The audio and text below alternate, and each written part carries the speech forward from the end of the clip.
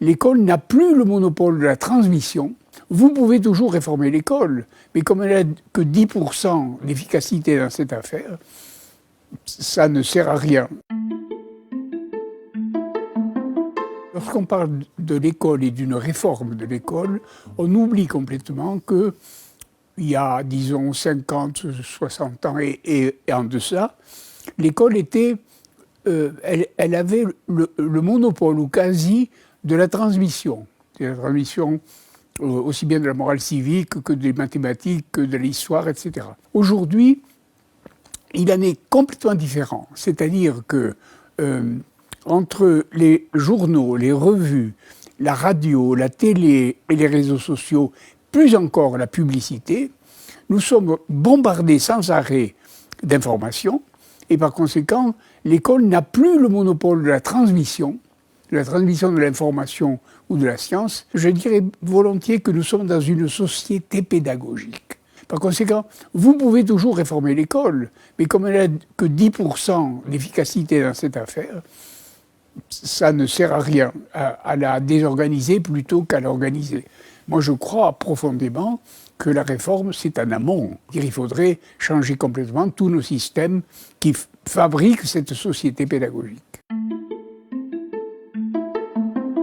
Au moment où sont arrivées les nouvelles technologies, avant cette arrivée, quand je rentrais dans mon amphi, j'étais certain que les gens qui étaient dans l'amphithéâtre ne savaient pas ce que j'allais dire.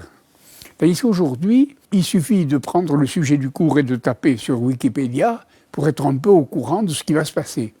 Par conséquent, le professeur avant avait à la fois le rôle de faire passer, l'information, et le savoir et la connaissance. Et aujourd'hui, son rôle est un peu différent. C'est-à-dire qu'il faut qu'il transforme l'information en connaissance. Donc son rôle est plus raffiné, plus intéressant et certainement plus efficace.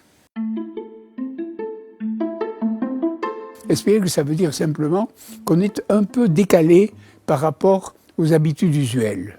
Et je dis à un certain moment, par exemple, que toute invention est une désobéissance. Mais ça ne veut pas dire que toute désobéissance est une invention.